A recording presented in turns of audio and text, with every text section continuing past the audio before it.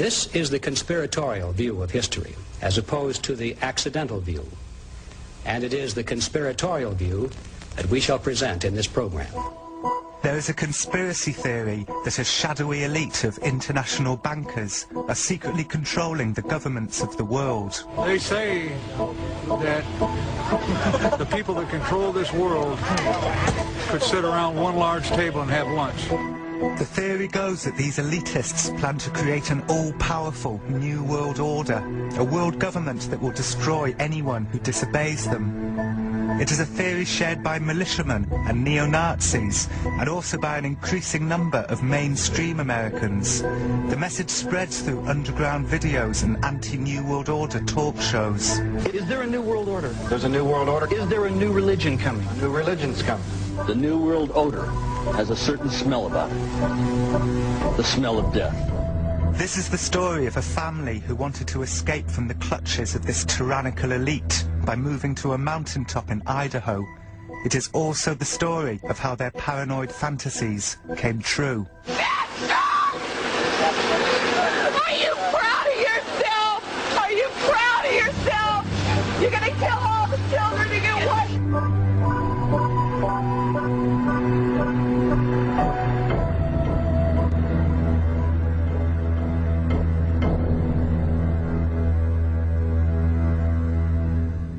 I guess I wouldn't give up what I had in my childhood for anything. Like when I was little, I would go out and I could sit and watch, you know, a wasp dig a hole in the ground for hours.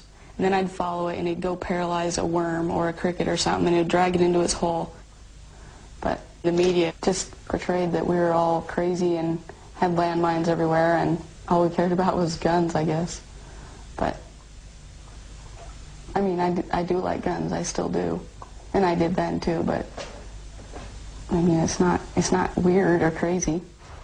When Rachel Weaver was 2 years old, in the mid-1980s, her parents, Randy and Vicky, moved the family from Iowa City to a mountaintop in Idaho, a place that became known as Ruby Ridge.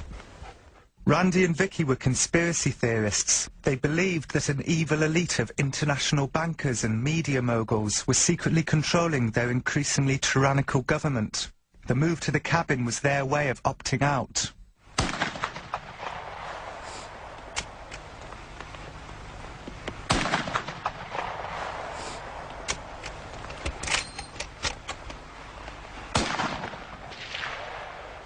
Am I hitting it at all, guys?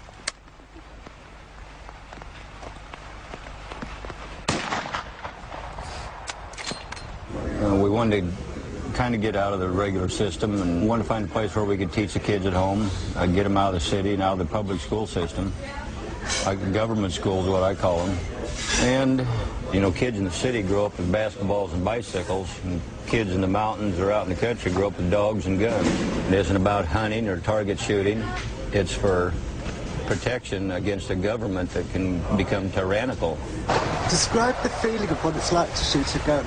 I don't know. See, I really fell in love with this one gun. It's called a 45-70, but it has a really, it's not a hard kick, it's a like lugs you back. I don't know, I think that's what I enjoy most about that gun.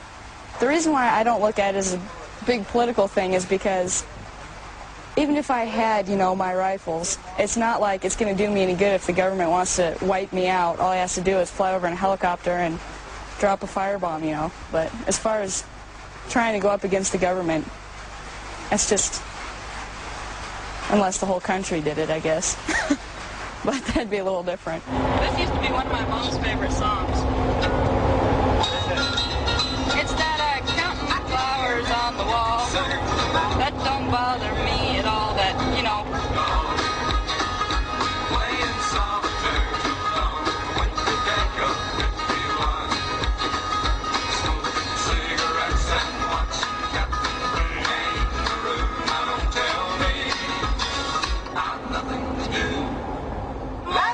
The Weaver family moved to the mountains because they were panicked by the underground videos they saw portraying their government as out of control and destroying the lives of simple people who wanted to live free.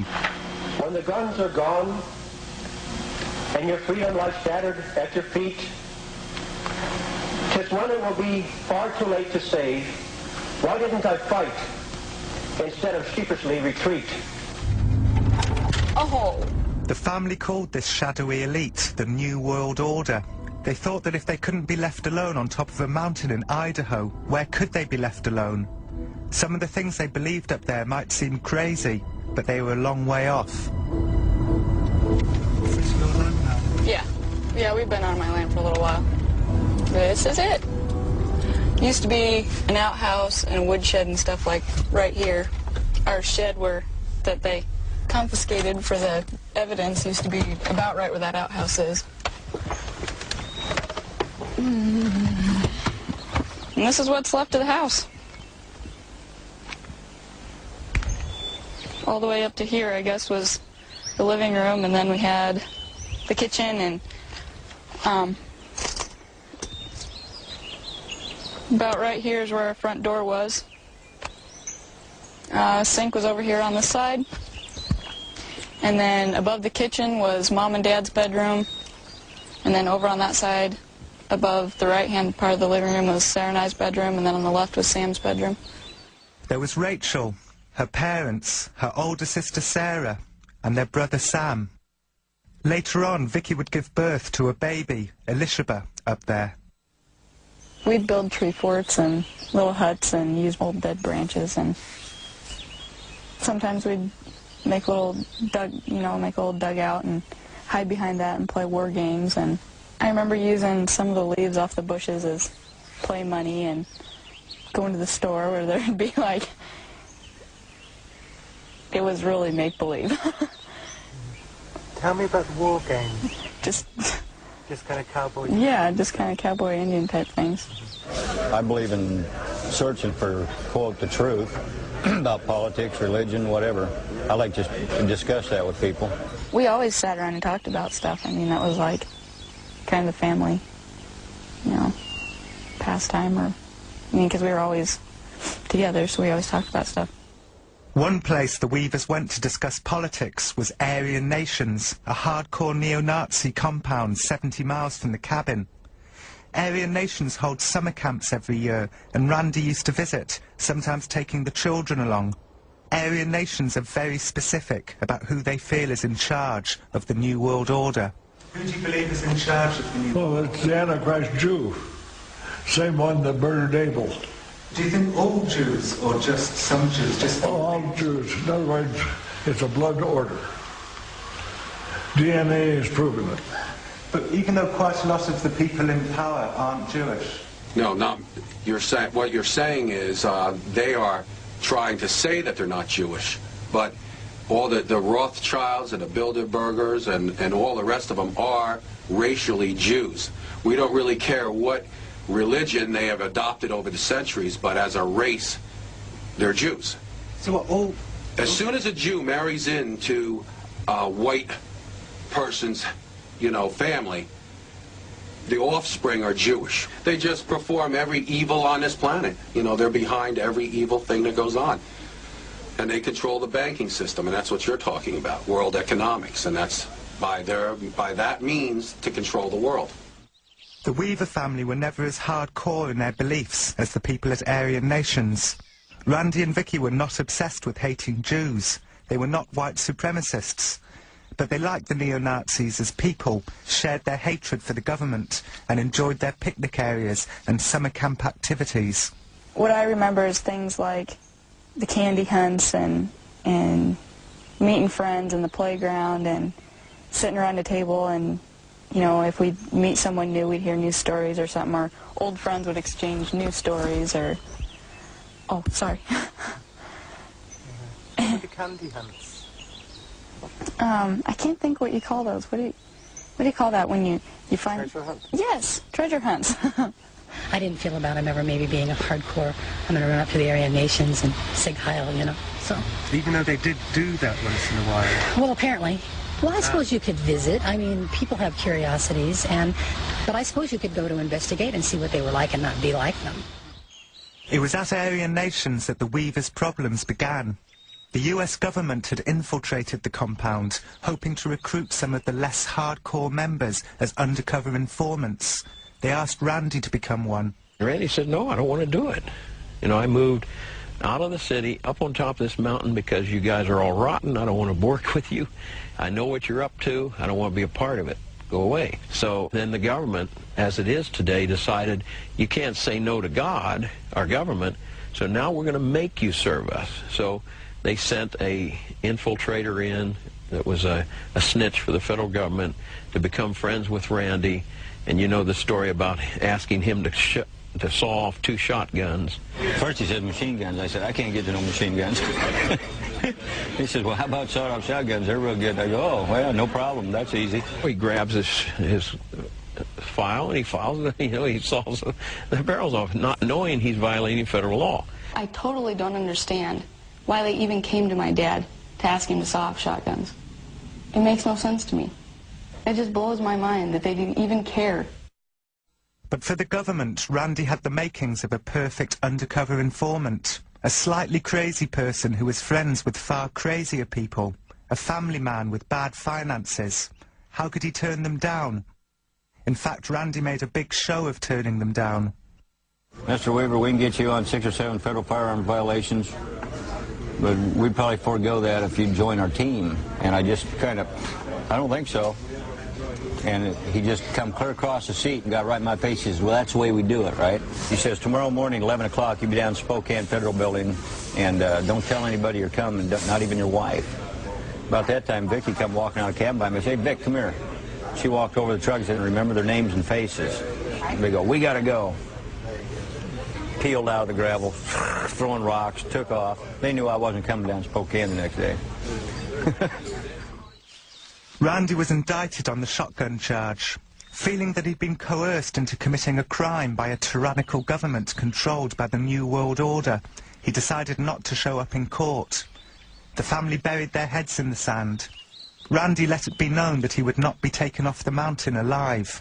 A family friend called Kevin Harris moved in with them. I knew I was going to lose.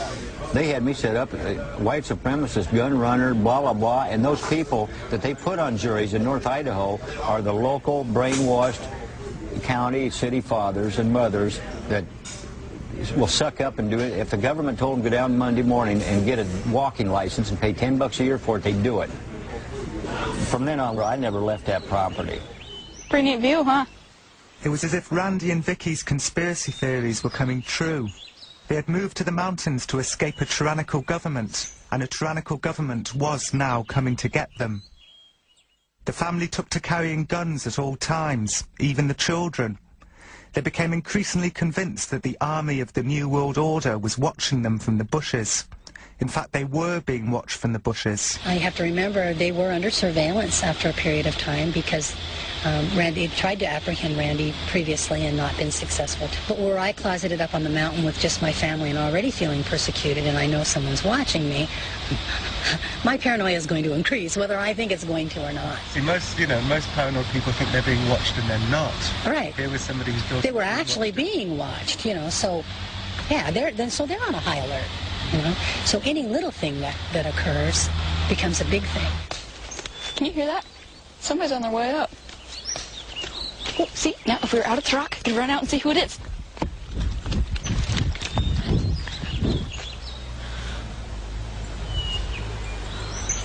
Somebody going up higher. It's too overgrown for me to see, but they're already on their way up. And that's what we do every time we hurt somebody. Jeez. Something so simple can bring back the excitement. Then the marshals come because he's avoiding arrest. They're not going to just walk away and say, oh, well, sure, you don't want to be arrested. We'll see you around. And you can't dispute the fact the man had a sawed-off shotgun and he tried to sell it to an undercover agent. You can call it entrapment or whatever you want, but he did it. Due to the remoteness of his location in the mountain, it was decided that we just kind of take a wait-and-see attitude because, again, he had 3 kids up there. And the last thing we wanted to, well, the baby came along later. And maybe in retrospect waited too long. Of course, time went on and a year went on. And the last thing that the Marshal Service wanted to do was to get into a situation where kids could get involved, and then it still fell apart. I don't have a lot of memories about me and Sam because we never really hung out together. One thing is, the day before everything happened, he had gone down to collect the seeds from his radish plants because they were really huge, just really good radishes, and he was going to plant some next year. Well, I followed him down there to talk to him and watch him or whatever, and he's all, you know, leave me alone, quit following me, whatever. And I went behind this blown over tree where the root was really big, and I was sitting there crying. And he came over and apologized to me and said he loved me and everything. And I guess that's what I remember most about him, because he had never said anything like that to me. The marshals were up there doing the same thing they've been doing off and on for the last 3 months. They had cameras up there. Of course, Randy had found one of the cameras and had destroyed it. And they got too close to the cabin. And the dogs got a scent of them, and the dogs started chasing. The deputy started running down the hill, and then the shots were fired. If I'd had any idea that these federal marshals were doing, they was out there dinking around, I'd have never, I wouldn't have gone out there myself, but I sure as hell wouldn't have let Sam and Kevin go running chasing that dog after federal marshals. I mean, that'd be stupid. That's just stupid. But so I go down this logging road, down to the area they call the Y. I hear clunk, clunk, clunk. I look, and here's this guy jumps out in front of me, total cameled out. I mean, just, I saw his eyes and I saw his mouth move, and he yelled, "Freeze, Weaver." I said, "You." I was yelling for the boys. "Boys, get home, boys. It's an ambush," right? I heard Sam yell, "I'm coming, Dad." Boom, boom, boom, boom. Then it opened up.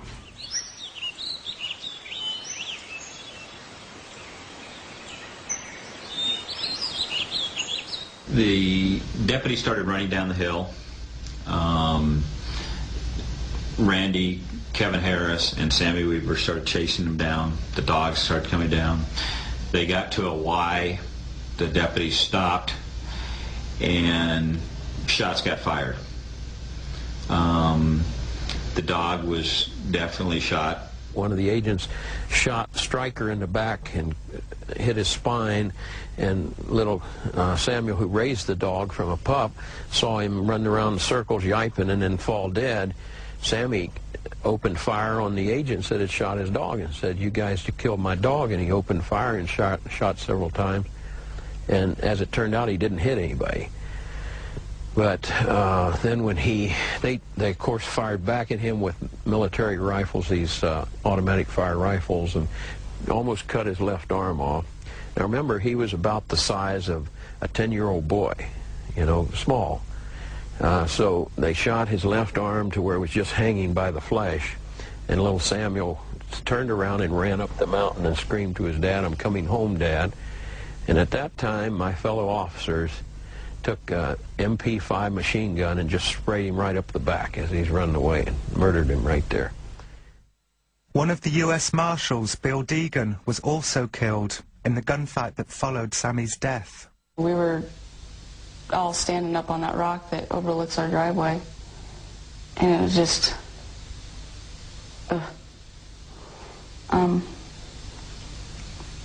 Mom and Sarah and I, and Dad was up there with us by now. We just let out a cry and just broke down.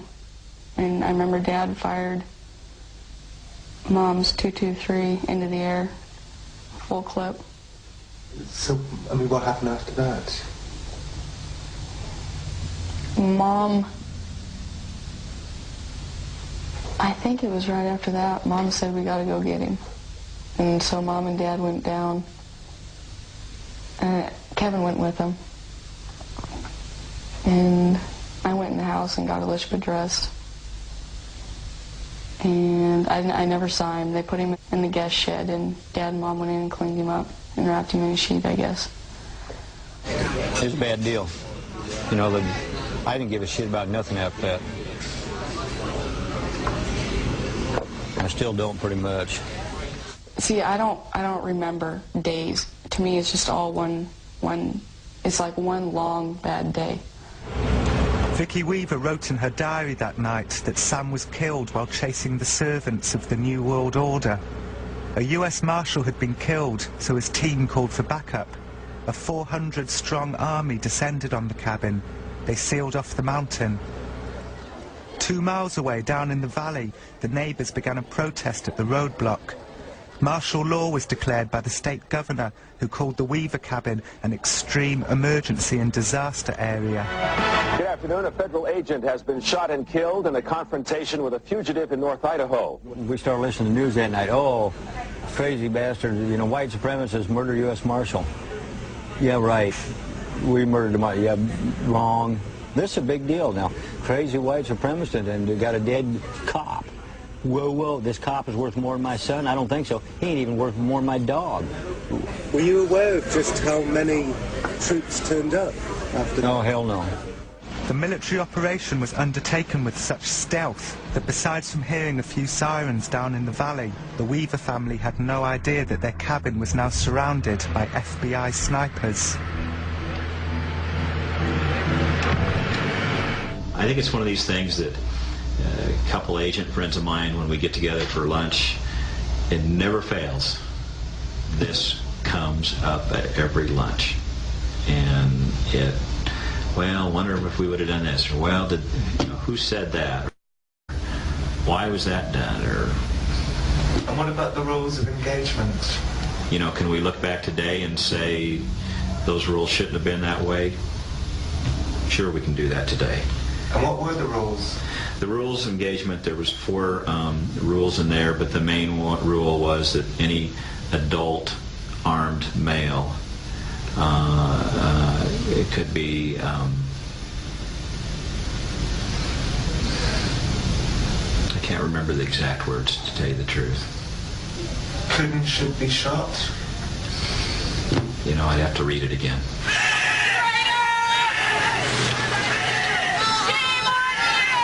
They were extreme. Some people would say a lot of things went wrong up there. Well, you know, I won't disagree with that. Everything that probably could have went wrong did go wrong.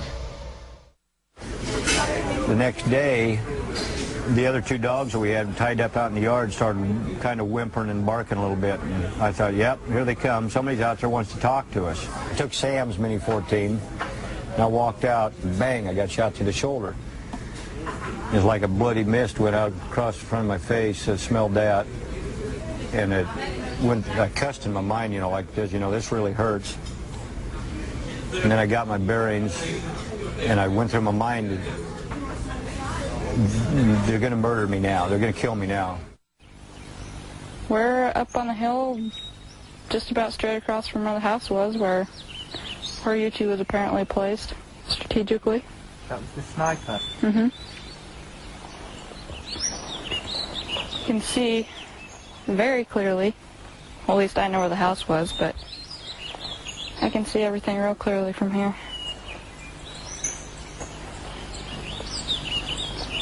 You can see that old cook stove laying on the platform right now. If I can see that, and he had a scope, I know he could see a lot more.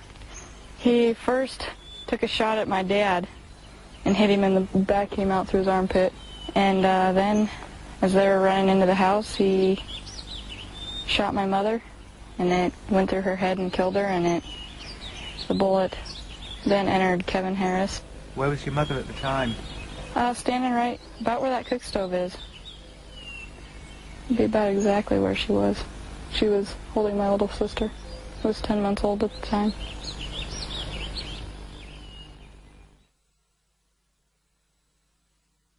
So Vicky goes to the door while she's nursing little Alicia, pushes the door open frantically because she hears the gunfire, and here comes the whole family running in the door. The bullet had come through the window in the door, would have went through Vicky's face here and come out this, or let's see, she was facing that way, would have come in here, out here, right over the baby's head, and into Kevin. Kevin's coming in, it went in his left arm, and the main part of the bullet broke two ribs and stopped about this far from his heart. So that was an excellent shot, but a very sad day for America. when one of my fellow officers and soldiers has to shoot a mother holding her little baby. I turn around, there's Vicky. She's kind of down on her knees and her head. I think it was Dad picked Elishba up out from underneath Mom and handed her to me. And she had blood and stuff all over her head, and we were afraid that she had gotten hit too, but she was okay. It was just Mom's blood.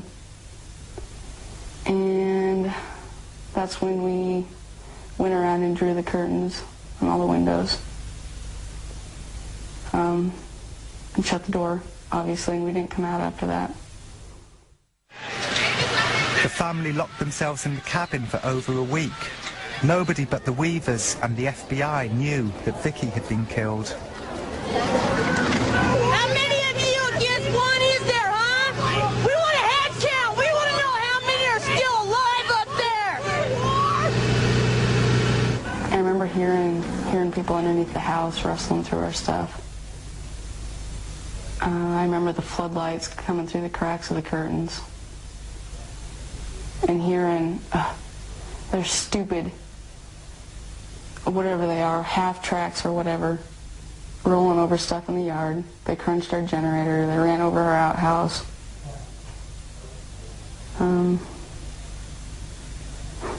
Not to mention, down at the Y where everything happened, after they shoot the dog, and my brother, they ran over the dog.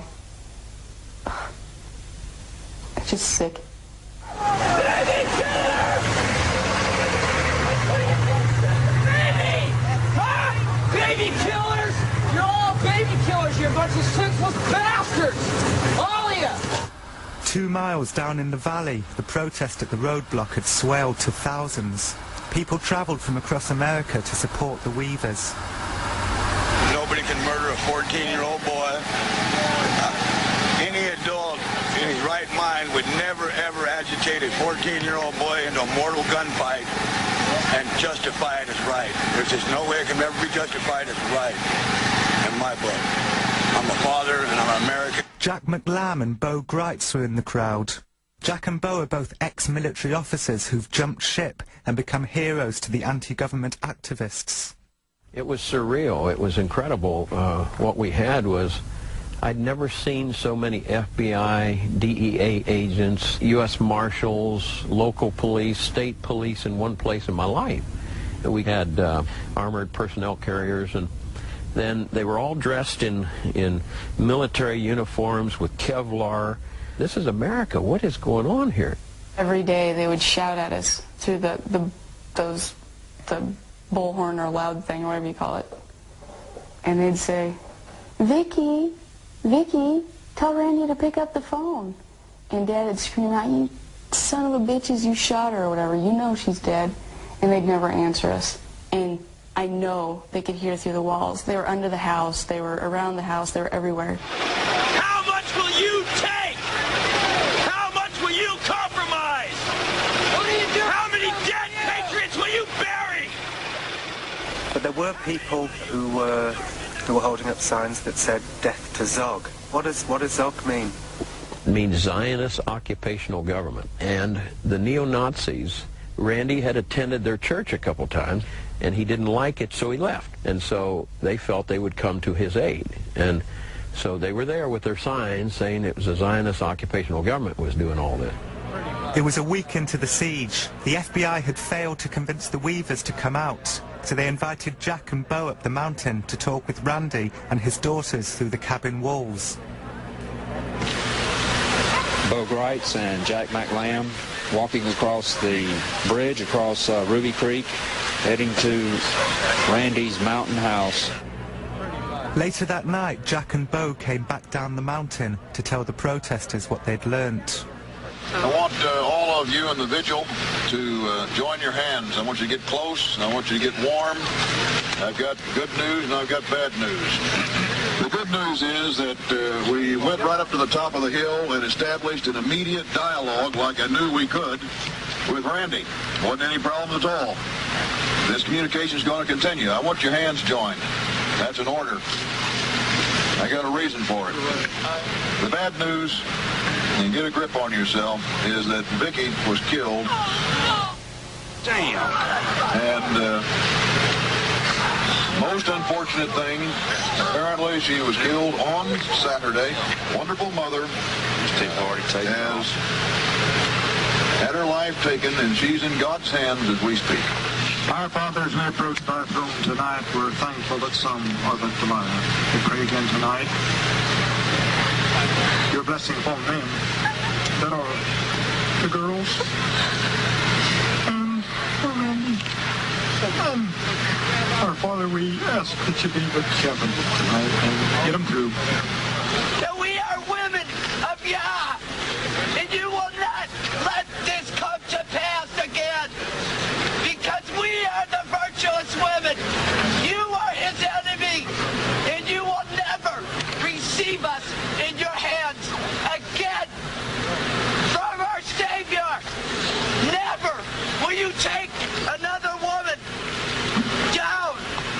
Never. And may we die fighting. We're going to war! Proud to serve. These morons, they don't care if you die. They put you out here in front. You're nothing. You're nothing. Don't touch me. I'm with you. The spinning had begun in earnest. The FBI said that Randy might have shot his own son in the back. They said that the Weavers were white supremacists, that they lived in a mountain fortress or a heavily armed compound. The media reported these allegations as fact. At one point they said you had, like, bunkers and... Yeah, the root cellar. Yeah, they said this was a compound. That's why they could sneak up within 15 feet of us.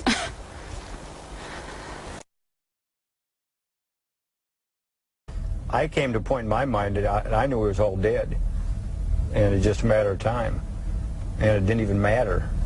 Except I was hoping that if they killed any of us, they was going to kill us all and do it quick, because I didn't want to see my kids suffer. They'd already proven that they, was willing to kill kids. They claim they're there for the. They sent a hostage rescue team. That ain't no hostage rescue team. That's an FBI terrorist team, is what it is. They're snipers. They put a name like hostage. There weren't no hostages up there. Hostages don't pack guns. They said you had booby traps and landmines. Oh yeah, but they said a lot. They said I was wanted for robbing banks in Montana and Washington. They made up all kinds of garbage that wasn't true. But that way, see, they can justify to the public it's okay to kill us because we're all crazy and we're bad guys, right? That's why they do it. So why do you think some people were blaming Zog for what happened up on Ruby Ridge? Oh, I don't know. I suppose they figured that Zog controls the federal government and that that's who would come up there and ruined their lives. Took some of our lives as the federal government. They have a lot of influence. The Zionists have a lot of influence. I mean, we give them $3 billion a year, That talking about Zionist Jews, there's like 4 different kinds of Jews. They ain't all bad. Some conspiracy theorists say that the demonization of Randy Weaver as a white supremacist is thematic of the New World Order's tactics, that they falsely accuse anyone of anti-Semitism who gets too close to the truth. Could this be true? One thing's for sure, in terms of Randy Weaver, the white supremacy angle was clearly working. Okay, let's talk about another civil rights issue, this Randy Weaver. He was in the Aryan Nation. My neighborhood, if a guy put swastikas on his kids, I would be a little suspicious. I wouldn't say, come on over, we'll have some fruit. The government is saying the order to the men in the field is shoot to kill. And they shot to kill. They killed a woman. They killed the dog. Killed the dog, then they killed the son, and they shot him in the back. The next one they shot the dog in the back. Can you believe that, Gary? That is... Oh, man, that's a canine American. He's got his rights. That was the worst thing that happened. Listen, I think if you're going to err, I would like people to err to protect me and my family, not err. It wasn't causing any danger. This was a decorated You know what? If you're veteran bringing who up your had no kids in criminal the record. Aryan Nation, you are causing danger because you're spawning hate in America. So now you're going to have... They call me white supremacist. That's big news. That kind of stuff sells newspapers, I believe. Who wants to report on the ice cream social at the Methodist Church? that won't sell a damn thing. This is going to sell because this is exciting stuff. People go to car races to see wrecks. They don't go to watch people run in circles. They love blood and guts. People are cruel. On the whole, I don't trust people. I think it's been enough years now I can joke about it, you know, and keep going. I couldn't for a while. I can watch a Western now. Again, you know, it's, you know, they have that the PTSD, post-traumatic stress disorder, they call it. I know we've all had it, each of us to a different degree. Even Elishaba talked about that until she was 2.5 years old. Blood, Mama, and she started crying. Mama, fall down, Mama needs help. I mean, she just make everybody in the room cry, you know. I haven't been watching the signs. Is anybody else? We might be going to Florida. The siege at Ruby Ridge lasted for 10 days. Every morning, Bo and Jack would return up the mountain to talk to the family through the cabin walls.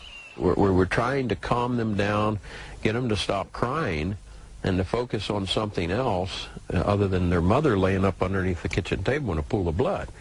And so basically we spent the morning talking to them about the need to come out and take it to court.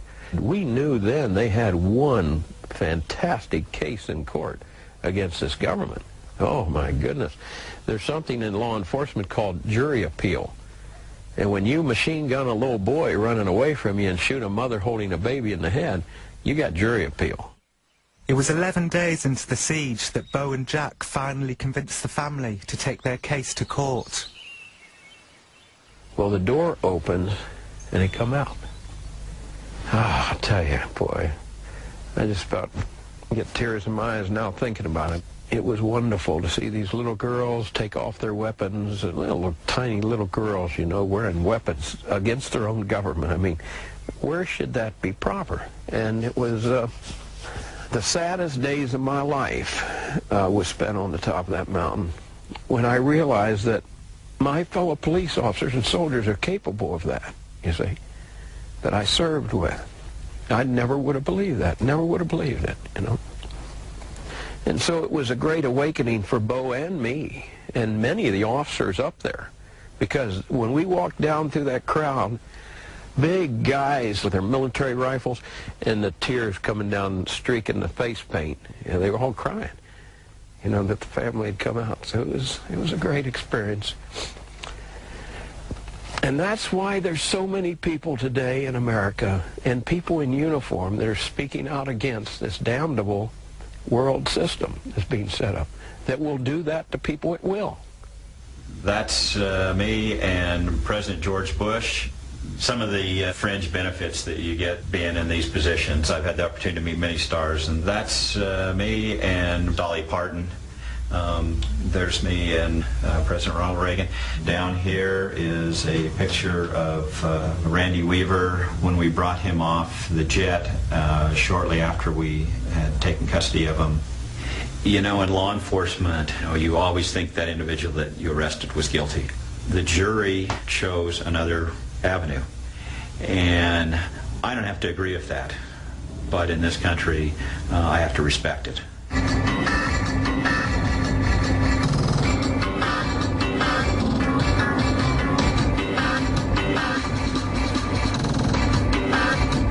In the end, Randy was charged with murder, conspiracy and assault, but the trial was a disaster for the government. The judge said that the government had shown a callous disregard for the Weavers' rights. The government paid Rachel and her sisters $1 million each in compensation. Nowadays, Randy earns a living by making personal appearances at gun shows with his new wife, Linda. Okay, this is the real Randy Weaver. What's happening, buddy? 2 miles from the cabin is the Deep Creek Inn, where the family used to go for nights out. Rachel and I went there for supper. We were unaware that the resident guitarist had waited years to meet Rachel. My name is Dallas Pike, and I'm a storyteller. I've been living in Nashville for the last few years. I moved up here about a year ago. What happened to your family is the reason I came to Idaho. I have a feeling you may appreciate this song. Red stains in the snow, Bloody Ridge, Idaho. Red stains in the snow, Bloody Ridge, Idaho. 1,000 meters is a long, long way. Never miss their bullets, never stray. Where's the justice and how do you appeal? There's no talking over, there are no deals. When some buffalo hunter snaps a cap. How are you doing, sir? Good, how are you? What's your name? Bruce. Bruce, glad to meet you. This is my wife, Linda. Bruce. Yes, sir. What's your name? E-S-S-E-N. Okay, Thank you, Harmon. I got it. Glad to meet you. That's my pleasure, believe me. Red stains in the snow, Vicky Weaver in Waco. But America died in a coup d'etat. It's back in Dallas that our freedom fell when some buffalo hunters and the FBI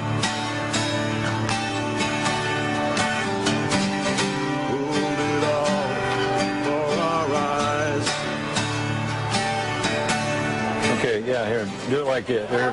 Closer. This is cute. And look right into the lens so your eyes flash. All right, I'll sign this here pretty quick.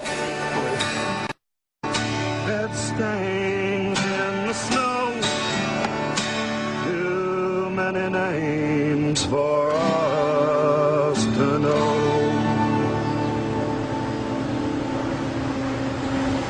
What happened up there happened to a lot of people. It wasn't just you. And I can't tell you what an honor it is for me to meet you and to be able to play my song for you. I have touched a lot of people with this song, and I am truly sorry about what happened to your family.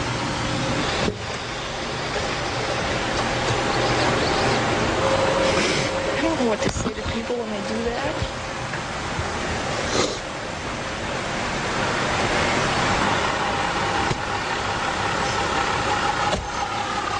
This is the very last copy I have of this, and I'd like you to have it. I know that this is a very painful thing for you, and if there was anything I could do, I would.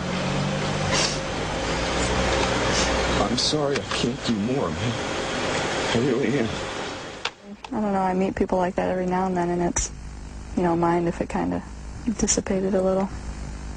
I'm okay until I start hearing things like when he says Bloody Ridge, Idaho.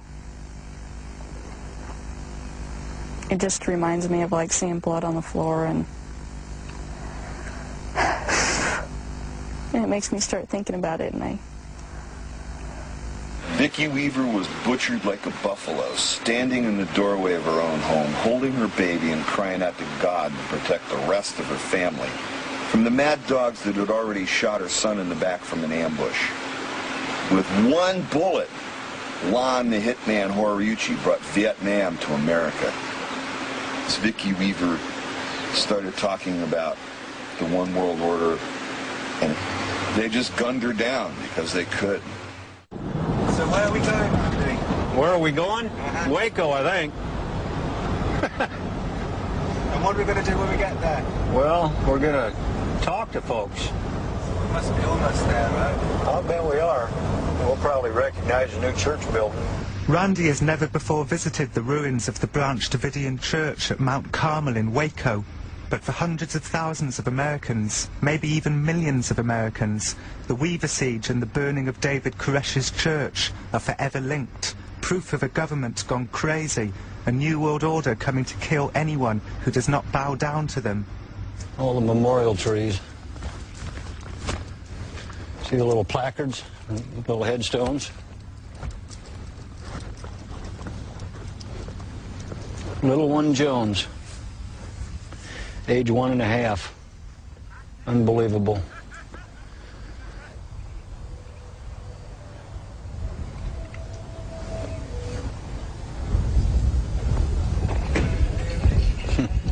I'll tell you what, boys, I wouldn't put that one on my place. I have no regrets about them. They was looking for trouble and they found it. Well, look at these boys. Are they growing up or what? How you doing, buddy? He's about bigger than your dad. You doing, man? Oh, they ain't been shot at lately. Things are looking up. For 6 months, local volunteers have been spending their weekends rebuilding the church. It is nearly finished. Some conspiracy theorists say that the timing of the siege at Waco was no coincidence. They say it was a deliberate PR stunt designed to deflect the bad publicity they were getting for the shootings of Vicky and Sammy Weaver. She was standing right here, right in the window, holding it open, holding the baby, saying, "Get in the house, get in the house." And she was shot here? Yes. Perhaps it was no coincidence. It was 6 days into Randy Weaver's trial that the BATF announced that they were taking military action against a violent, child-abusing, gun-hoarding religious cult holed up in a compound in Texas. But if it was a PR stunt, it backfired. 53 adults, including David Koresh, and 23 children were burnt to death here. They're the same people, the FBI, they're pretty bloodthirsty. Lon Horiuchi, the shooter, FBI sniper, was right over there in that house. Well, was Lon Horiuchi here? Yes, Lon Horiuchi was here. Yeah, I mean, these stories are all interconnected. Yeah, those are sniper houses right over there. You didn't know Horiuchi was here, huh? Nope. Interesting. The FBI say they didn't know Vicky Weaver was behind the door when they fired into the cabin. They say her death was an accident and not the actions of a bloodthirsty government controlled by a shadowy elite called the New World Order.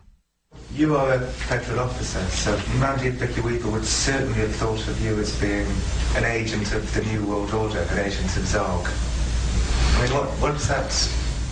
Well, I haven't lost any sleep over it, I'll tell you that. I mean, the United States is a great place to live. The freedoms that we have here and, you know, owning firearms and all of that, there's some certain set of rules, and people can do all that.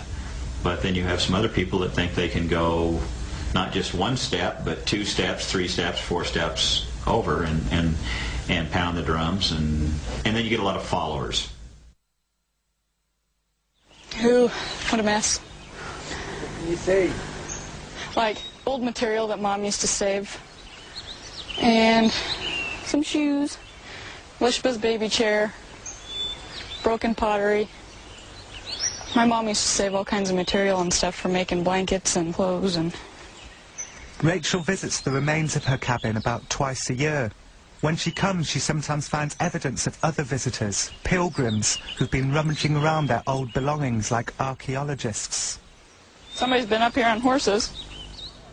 One of the pilgrims was Timothy McVeigh, who visited Randy Weaver's cabin alone some months before blowing up the Alfred P. Murrah building in Oklahoma City and killing 168 people. Timothy McVeigh considered the Murrah building to be local New World Order headquarters. The Weavers moved to the mountains because of their fantasies about a shadowy elite coming to get them, and in a sense their conspiracy theories came true. The American militia movement was formed that week at the roadblock at Ruby Creek, convinced that a shadowy elite plans to do to the world what they did to the Weavers. This is the conspiracy theory I will examine throughout this series. Are you filming the crap? It's a mess. I'd love to tear this down and burn it. You guys ready to head back? Or? Oh, I don't want to be late for dinner. Yep.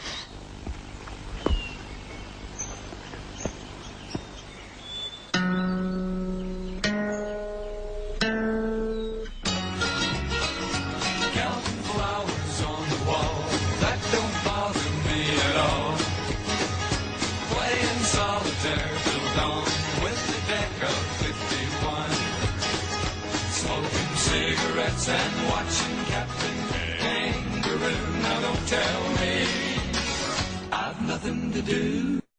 They shot the dog. They shot the dog. A federal agent has been shot and killed in a confrontation with a fugitive in North Idaho. You know, the word racist itself is a good word. It means proud of your race. We need this for one man, his wife, and his kids in a cabin? Come on, get a grip, people! Weaver wanted to die. I just wanted to kick the door down so I could take a couple with me. You want to know how many are still alive up there? Vicky is dead. Somebody got away with murder. And there was blood all over the floor. There were going to be no heroes at Ruby Ridge.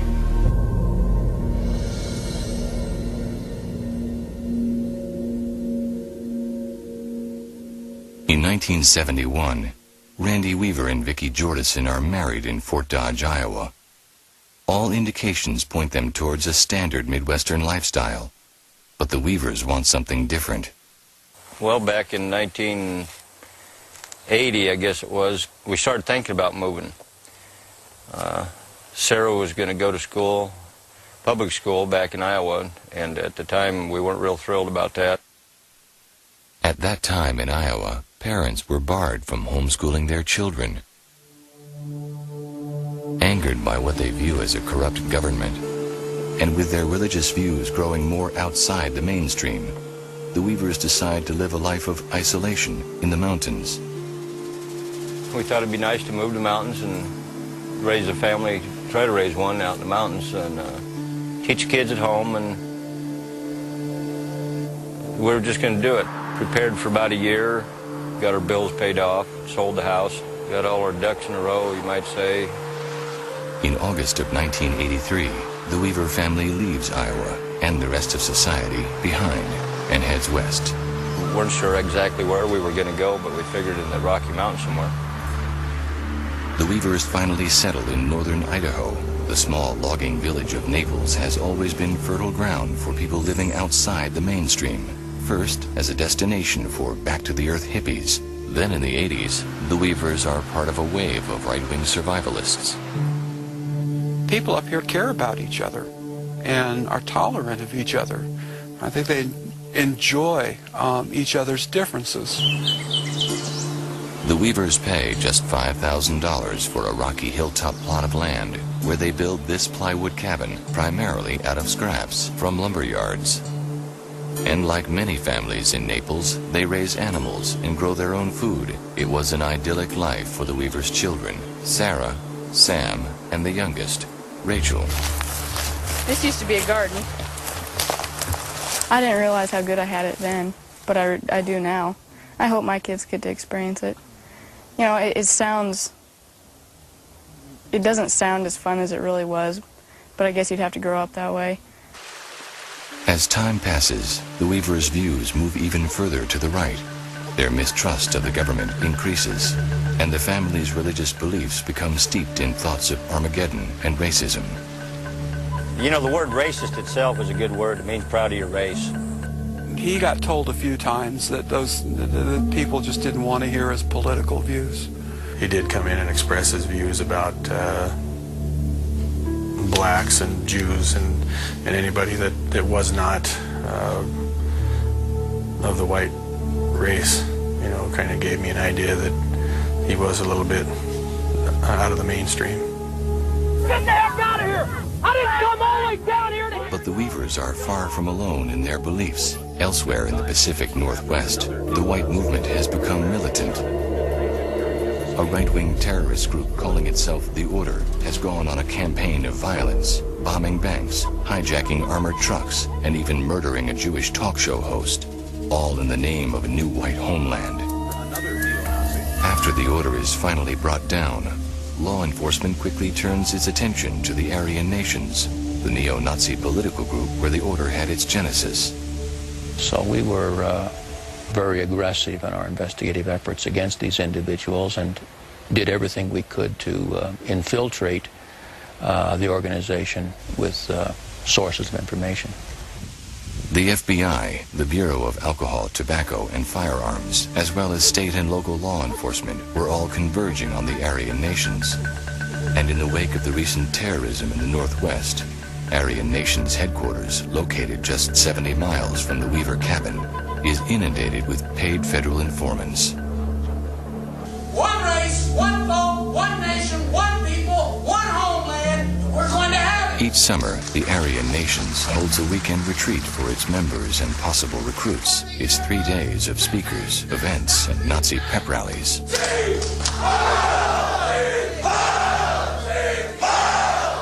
They call it a World Congress. It's a gathering of white separatists, some of them supremacists, people with that philosophy, basically. And it's at one of these congresses in 1986 where a federal informant posing as a gun-running biker and using the name Gus Magisano begins a 4-year relationship with an unassuming attendee, Randy Weaver. I didn't have any idea the scrutiny that they were under by the federal government this Aryan Nations place. Over the next few years, Magisano slowly builds Randy's trust and offers him $700 for 2 sawed-off shotguns. In October of 1989, after sawing off the barrels himself, Randy Weaver sells the guns to Magisano. But soon after, Randy abruptly ends the relationship after learning that Magisano is actually a snitch. The ATF is now without an informant. So, with his connections to the white movement, a clean military background, and an arrestable offense to use as leverage, the ATF looks to replace Magisano with Randy Weaver. Then I was approached by his bosses and said that they would bring federal firearms charges against me unless I joined their team, basically. And I said, well, I was not going to join their team and become an informant, and therefore they just carried it on from there, and it got blown out of proportion after that. If I had to join their team and become a snitch and start working for them, none of this would have happened. Vicki and I was going out. We had a snowmobile down to the county road, and right there on the Blast Bridge, there's an old Chevy pickup with a cab-over camper on it. Posing as tourists with an overheated truck, ATF agents wait for Randy and Vicki to come and help. As soon as I had my hands on top of the radiator and my foot up on the bumper, this guy reaches around and grabs me right here and says, "Freeze, federal agents!" 1 full year after selling the illegal guns, Randy is finally arrested. During his arraignment, he is allowed to sign over his property as bond. But the part-time federal magistrate mistakenly tells him that if found guilty, his property will be taken away. And with their paranoid fears now seemingly proving true, the Weavers decide that rather than facing their destiny in court, their only option is to stay on the mountain. It wasn't just Dad. It was our whole family. And we didn't want him to go down because we figured they'd put him in jail for, sawing off shotguns, and we'd rather, stay on the mountain and live with our family, happily than have it be torn apart. But I guess that backfired. Then we heard on the radio that the white supremacist Randy Weaver, blah, blah, blah, didn't show up for court, but the U.S. Marshals will get their man. Once Randy fails to appear in court, he officially becomes a federal fugitive, and his case is turned over to the U.S. Marshals Service. But unlike most cases, the Marshals know exactly where Randy is. In fact, the Weavers refuse to leave their hill, even for food. And it's during this time that they gain the support of a small group of local sympathizers. The first day I went up there, I needed to know, did he or did he not saw the shotgun off? And he told me he didn't. Randy and Vicki turn their holdout from the law into a moral stand. They believe they are victims of religious and political persecution at the hands of an unjust government. I felt that Randy was being picked on because of his religious and his political views. And if it happened to Randy, it could have happened to me. Vicki begins a letter-writing campaign, making clear their beliefs to friends, family, and even law enforcement. She wrote one to the prosecutor, maybe, and she called them servants of the Queen of Babylon, which they are. They still are, the whole bunch of them. They're all servants of Babylon. She just made them all mad as hornets. I was proud of her.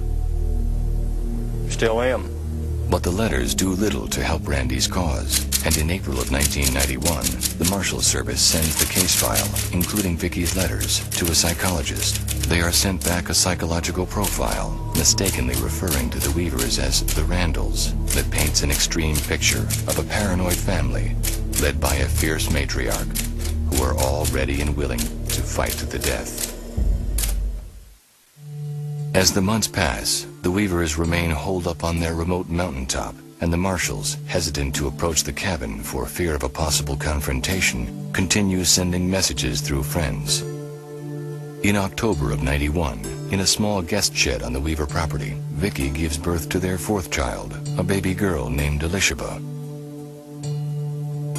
With winter approaching, the family prepares for the long months ahead, and with plenty of more pressing cases, the marshals leave the Weavers alone on their hilltop.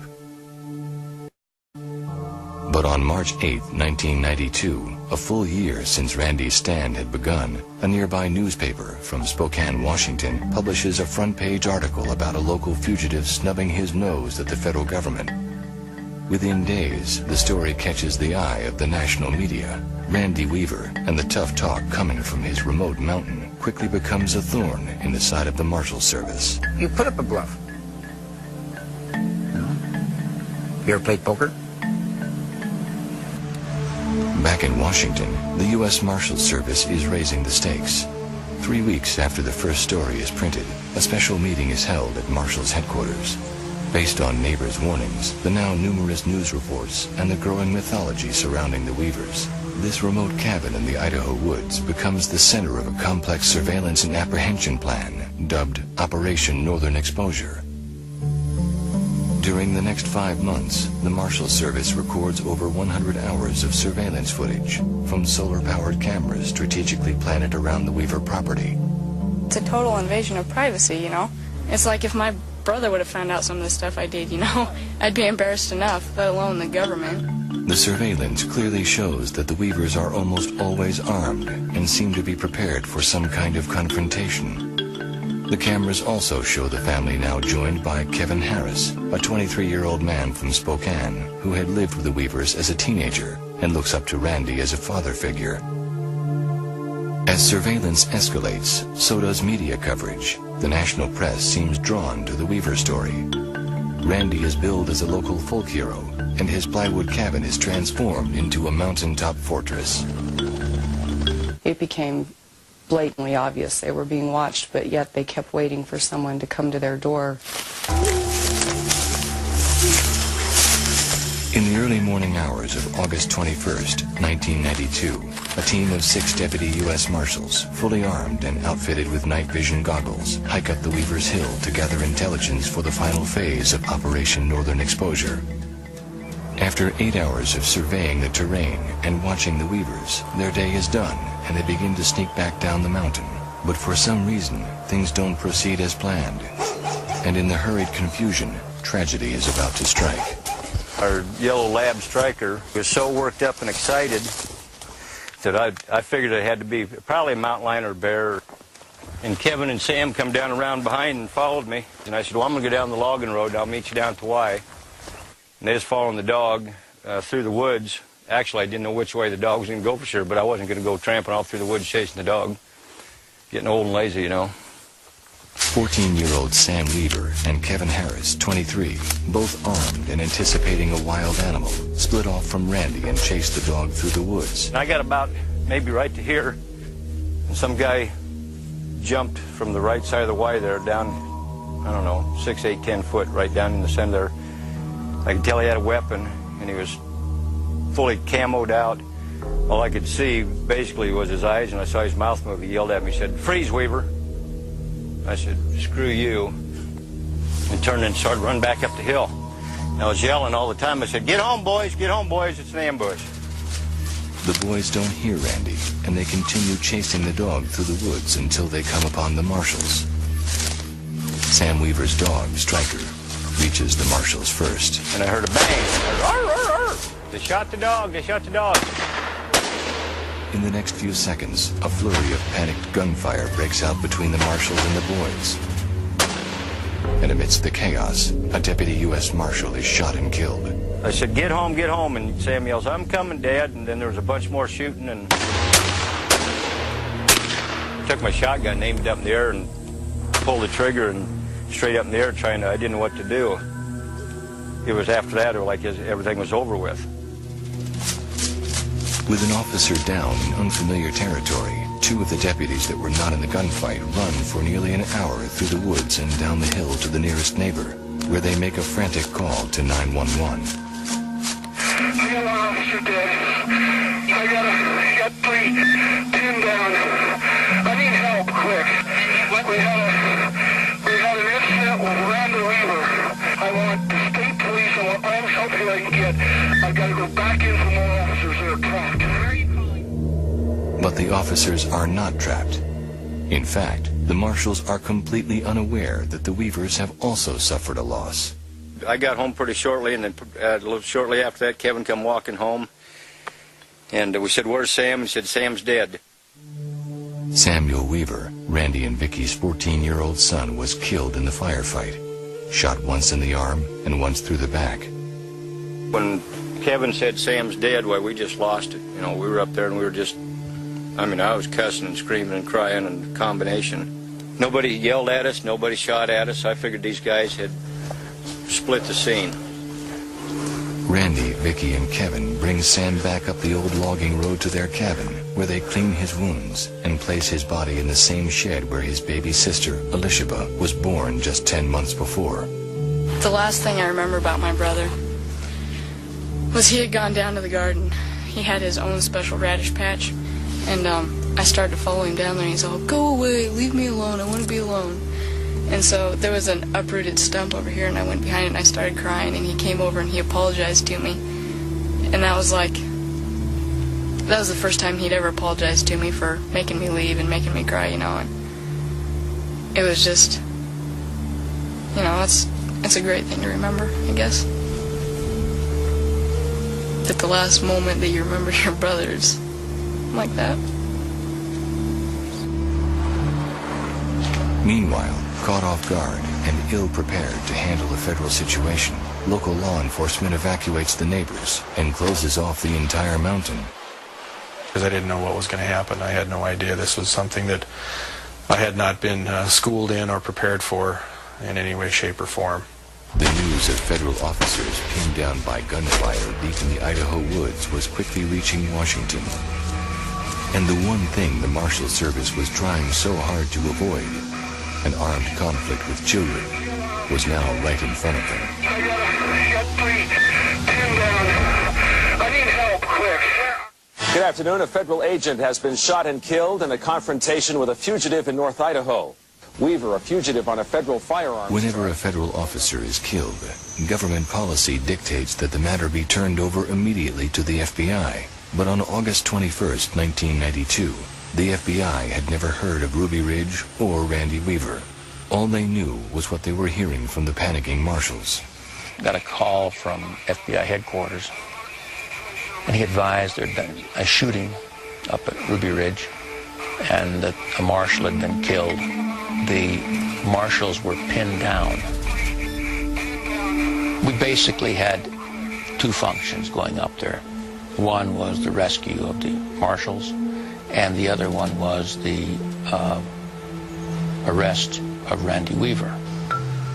The situation, as presented, leads to the decision to call in the FBI's secret weapon, the Hostage Rescue Team, or HRT, perhaps the most elite squad of snipers and assaulters in the world.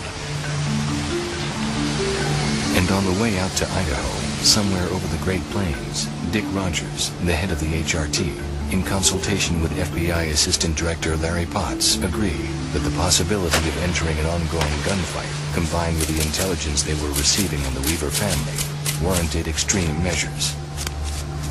They begin to draft special rules of engagement to give the snipers more freedom than the standard FBI shooting policy, an action unprecedented in FBI history.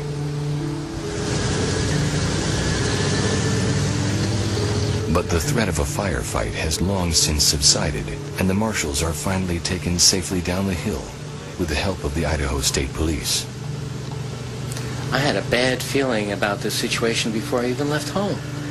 But, you know, I'd been in 300-plus situations, and, you know, I remember now saying to my wife, well, I don't feel good about this one. And turned out to be an accurate vibe. On Saturday morning, almost 24 hours after the initial firefight, As law enforcement from all over the region mobilize to the remote hilltop, a briefing is held with FBI negotiators, the HRT's tactical team, and on-scene commander, Gene Glenn.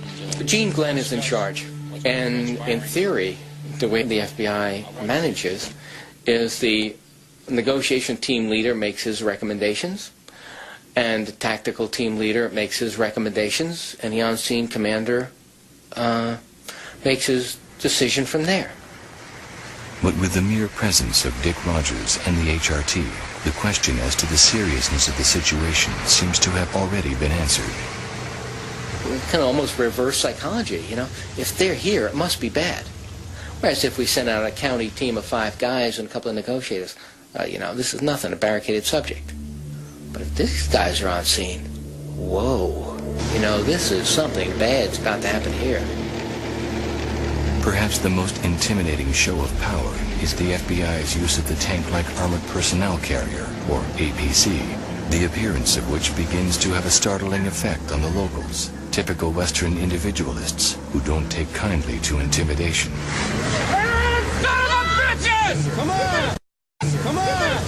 Whatever it is, both sides are wrong. This is getting crazy. This is absolutely... Come on, get a grip, people! How many of you against one is there, huh? We want a head count. We want to know how many are still alive up there. As the day progresses, the FBI sets up a field headquarters in a small meadow just at the foot of the Weaver's Hill. And even though the marshals at this point are quite safe, and there has been no shooting at all for at least 24 hours, the buildup continues, and the rules of engagement somehow remain as part of the operations plan. In my 27 years as an agent, I've been involved in an awful lot of arrests, an awful lot of raids, and this is the first time we'd used rules of engagement. Dick Rogers said that any adult male with a weapon was a target. The FBI's standard deadly force policy allows agents to shoot only as a defensive measure, but the final rules of engagement that are faxed to Washington include the statement, if any adult male is observed with a weapon, deadly force can and should be employed. The guns which the Weavers thought would protect them were now the very things that made them targets. Washington approves the plan, and snipers are immediately dispatched to the hill to create a perimeter around the Weaver cabin. See how quiet it is right now?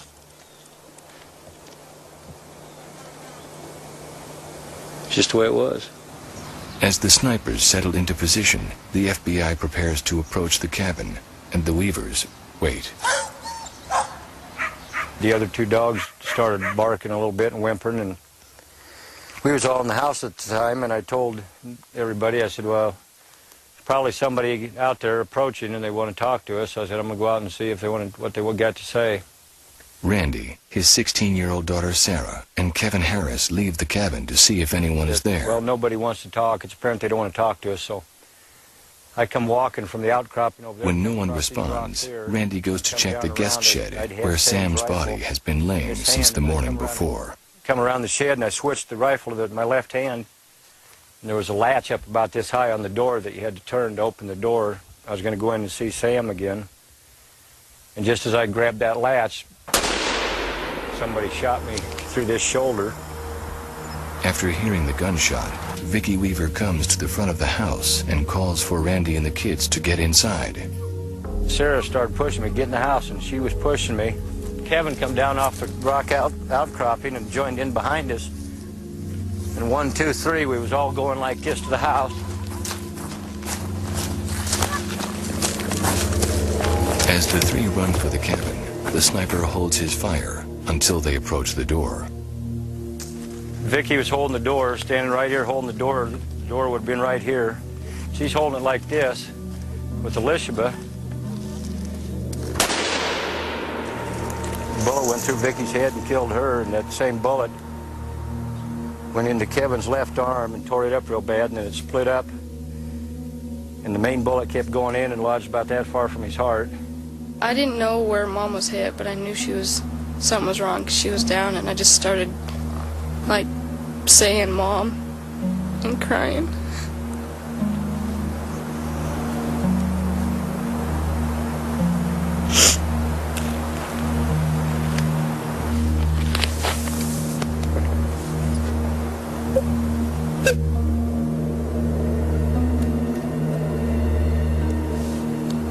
As you can imagine, that was a very chilling moment when shots were fired. And the sniper observer team wasn't sure what they hit. After 18 months of refusing to come down, any second chances Randy may have had are now gone. The confrontation the Weavers had predicted has come true. A U.S. Marshal has been killed. Sam's body is still in the shed. Randy and Kevin are both wounded, and Vicky now lay dead in the kitchen. When I turned around and saw him laying there, I knew from then on we were dead meat. They were just murdering us now. And you have to be there to understand the feeling. It was like I didn't even care anymore. I just wanted to kick the door down so I could take a couple with me. The first person to actually speak out to Randall Weaver was the head of the hostage rescue team, Dick Rogers. He gave a surrender demand? Yeah, he had an ultimatum, come on out or else we're going to start crushing your buildings and push your house down the cliff. And we got no response from the cabin at all. Words are like bullets, if they come out of your mouths, you can't call them back. Makes an ultimatum like that, you can't call it back. Meanwhile, 3 miles from the cabin, where law enforcement has closed the road, locals have started to gather in protest to what they see as an outlandish show of force on the part of the federal government. We need some warm bodies. You into it? Yeah, they were real concerned. What's going on in my neighborhood? Why have all these armed men suddenly descended into my community? It's a shock. Yeah, you're all bad with all your guns. Oh, you can't. But the people at the roadblock, as well as law enforcement, are still unaware of the tragedy that has just transpired on the ridge above. Randy Weaver has told friends all he wants is to be left alone. But with the sudden appearance of military hardware like this, his one-man stand against the law is suddenly taking on the appearance of a full-blown war. We need this for one man, his wife, and his kids in a cabin? On day 3 of the standoff, with more troops still arriving, earth-moving equipment is brought in to widen the roads and build a new bridge, allowing larger trucks and even more equipment up the mountain. The command post area was taking on kind of a little community appearance. It was growing very rapidly, and it seemed like new people were showing up all the time. It was a busy little place. Some people were getting ready to go to work. Some people were just getting off of work. Other people were playing horseshoes or jogging or taking a shower. Only thing we didn't have was a movie theater. Don Kasoulis was part of an FBI SWAT team from Denver, Colorado. They were one of the few units at Ruby Ridge that spoke out against the special rules of engagement. I remember I just said, that's ridiculous, or that's crazy, and we kind of talked about it, and we decided we weren't going to go by those rules. Don't you think we ought to consider when we can shoot and when we can't? Shouldn't that be, foremost in our minds? It apparently wasn't. The FBI uses a remote-controlled robot to place a phone near the Weaver's door. Speaking through the phone, the negotiations team attempts to establish a dialogue. And even though their initial attempts fail, to the negotiators, the situation is simple. As far as I'm concerned, it's an easy barricade sitting on top of a mountain. Why don't we just sit here and wait? Everything ran into one day for me. I don't remember night from day, and I just remember I took care of Elishba most of the time.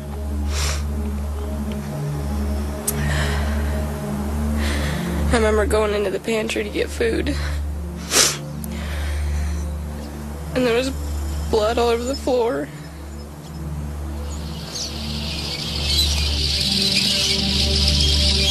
The next big thing we heard was tracked vehicle coming in the yard, and we heard a lot of scrunching and crashing, and while they were running over the woodshed, and I told the kids that, they're going to push the house over. That's what I thought they were going to do. The FBI uses the APC to clear out the area and gain control of the property, but it comes to a stop just before the guest shed. For some reason, one of the HRT guys just jumped out of the APC out the back and opened up this door. And that's when they discovered Sam's body. Sam's body had been lying in the shed for 2 days. At that point, the possibility that any of the Weavers might have been hurt had not even been considered. We had no information that he'd even been shot at. So these are all things that happen, and you can have all the control of things. You can control property, high ground, and everything. But people's minds. And we didn't know what they were thinking because we couldn't understand their losses. And that changed everything.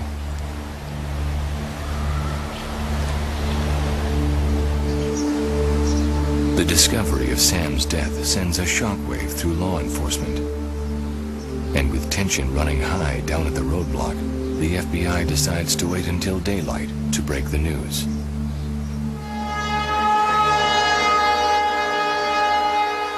Federal officials have just announced Randy Weaver's 13-year-old son died during the initial shootout Friday. Protesters and neighbors are apparently not taking the news well.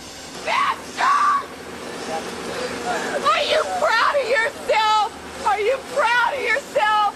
You're going to kill all the children to get one man. When they discovered Sam's body, it kind of ratcheted up that feeling of being in some kind of out-of-control tragedy. On Tuesday, day 5 of the standoff, the FBI finally investigates the crime scene. They quickly learn that what the marshals had been reporting may have been greatly exaggerated. You know, if you're pinned down for 12 hours, there's got to be several hundred rounds that have been fired, maybe several thousand rounds to pin down that many people. And we didn't find the shell casings. We didn't find the rounds. Found a few. The special rules of engagement, which are still officially in place, are finally called off.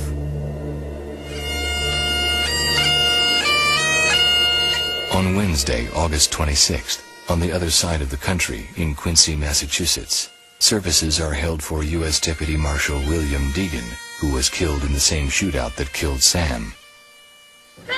Back in Idaho, the roadblock protest has turned into an around-the-clock vigil. As word spreads, the tone of the roadblock changes. The locals are joined by neo-Nazis and skinheads who have come from all over the country to show their support for the Weavers and their beliefs. We had heard on the local news that there were people gathering at the roadblock, which felt good. If they started shooting us up and everything, well, the people down at the roadblock would have known something was wrong.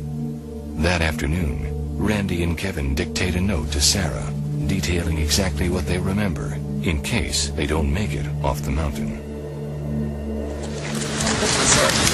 Is there any agent here that represents Gene Glenn from the Federal Bureau of The Investigation? standoff in Naples, Idaho has taken an unusual turn.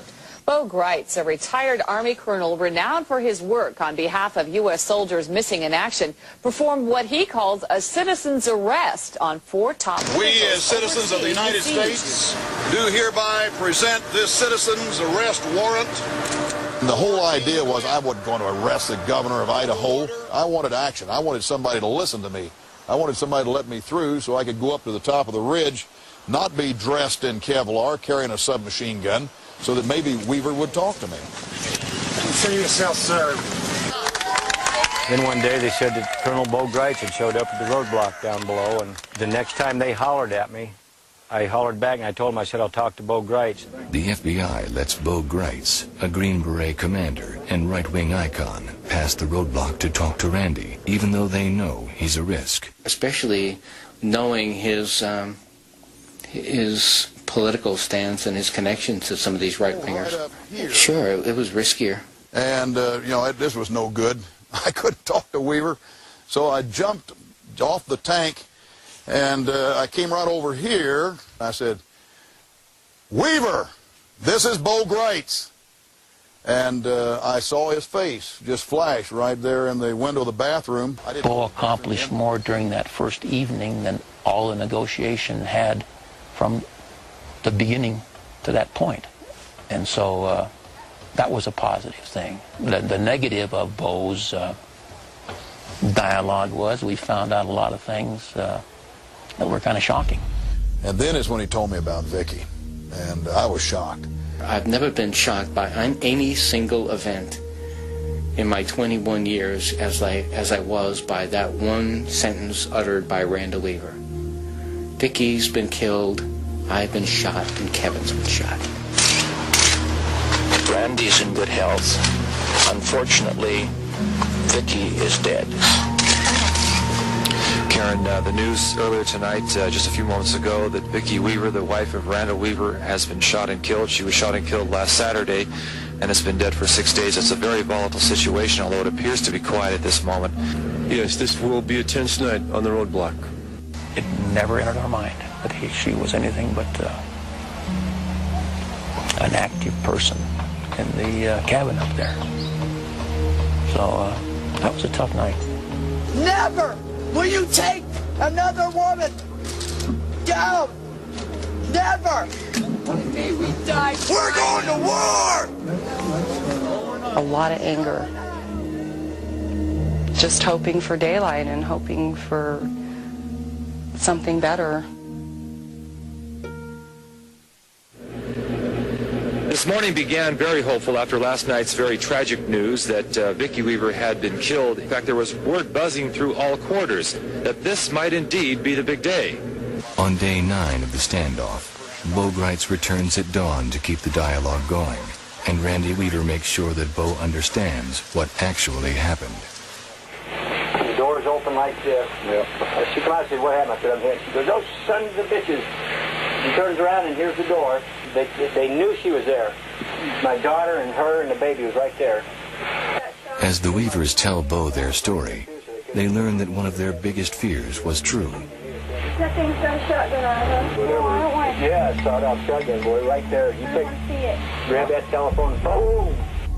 The robot was setting right in front, right up against and right in front of the door. The robot had a claw, and it had a 12-gauge shotgun that was pointed right in the door. That's right. The robot did have a weapon. I forget what it was, a shotgun or something. But once again, as far as I know, that was an oversight. The first real human being in all this heartbreak and trauma and tragedy to come in there to Randy was Jackie. The next thing I knew, Bo was approaching me about going up, and it just happened before I knew it. The FBI allows Jackie Brown, a friend of Vicky's who has been at the roadblock since the beginning, to go up and help Bo with negotiations. Randy and the girls immediately allow Jackie in. She is the first person inside the cabin since she had visited Vicky a few days before the standoff. It wasn't a happy place anymore. It had already been proven that if they stuck their head out, they'd be shot. There's no doubt about that at that point. They believed they were going to die there, sure. Not yet ready to give up their fight, the Weavers give Jackie a list of supplies they need and the note they had written a few days before. That was the biggest and most important thing to us, to me anyway. Even if they killed us after that, our side of the story got out. Because at that point, I still don't think we were going to get out alive. On day 10, Bo returns to the cabin with one objective, to get Kevin Harris out. In the days since the shooting, Kevin's wound had become badly infected and had put him close to death. I said, "Weaver, if I have anything to do with this, if I can testify before the jury," I said, if I were on the jury, you'd fry if you let that boy die in here. At 1:47 p.m., Kevin Harris finally surrenders. His wounds are immediately treated at a field medical tent before being flown directly to a Spokane hospital. On that same day, Jackie returns with the donated food and supplies. She and Bo take care of the next order of business, removing Vicky's body. that I picked her up right here. And so as I walked to carry her out, gosh, they just were wailing. I've never heard such, and I've been around people that have endured, families that have endured death too much. They were just wailing and crying, and they were saying the same thing. Bo, please, please don't let our mama's body touch the ground. Dick Rogers was standing there with a group of FBI agents, and I simply stated I needed something to clean with. They had shut the water off, and they handed me 2 5-gallon buckets of water and towels and paper towels, and I went back in the cabin and cleaned. Jackie Brown is allowed to clean the kitchen, unwittingly destroying evidence that could potentially damage the FBI. Anytime that a crime scene is disturbed, there's evidence that's lost. And when Vicki Weaver's blood was cleaned up, there had to be some loss of evidence. But it was just something that had to be done. That night, even with all the progress being made, the HRT begins to show signs that they are getting restless. Dick Rogers told me, if you cannot get them out by noon, we are taking them out. You know, we've already done so many incredibly stupid things. This is just one more incredibly stupid thing. On the morning of the 11th day, no one in the vigil knew the pressure that Bo was under to get Randy and the girls out safely. Randy said, Bo, is that you? And I said, yes, it is, Weaver. And then he said what I knew he was going to say. He said, we have prayed all night, Bo, the girls and I. He said, we have decided that they are going to have to kill us, just like they killed our mama and our little brother. Bo Greitz has no more time to appease the family. He has to get the Weavers out, right then and there. He said, Weaver, tonight's the night. They're coming after you. If you don't come out, you got to come out now or you're going to be dead and all this. And by this time I had a feeling that maybe we could come out without getting shot. And so I said, this is it, girls, we got to go now. You know, and so we did. I had Randy Weaver with an iron grip, and I looked over and Randy had Elishaba, and by God, we walked down that hill. And his little girls, I think, while they were terrified, I think they honestly began to think that maybe they wouldn't be shot down. And God, that's what you're supposed to think in America, for crying out loud. 2 words it seems that all of us have been waiting to hear. It's over. An 11-day standoff that took 3 lives has now ended with the surrender of Randy Weaver. Randy is taken into custody and immediately flown by helicopter to medical attention before being taken to jail in Boise by private jet. It is the first time he's ever flown. Randy, do you have anything you want to say? Both Randy Weaver and Kevin Harris are charged with murder and conspiracy. After a 3-month trial, Kevin Harris is found not guilty on all charges and released a free man. Randy is found not guilty of all but the original failure to appear charge, for which he serves an additional 6 months in jail. If I could, you know, do over and then I could read the guy's mind, I wouldn't have sold him those guns. But as far as anything else concerned, no, I'd do it again. In 1994, the Weaver family files a civil suit, and 1 year later, the federal government settles for $3.1 million. Nobody came out of Ruby Ridge looking good. I think to a sense, everybody there was a victim. We fouled up in front of the entire world, and it should never have happened. And I think it was just a really disappointing day for the FBI. The FBI later admits to covering up facts during the court case, and the rules of engagement are deemed unconstitutional.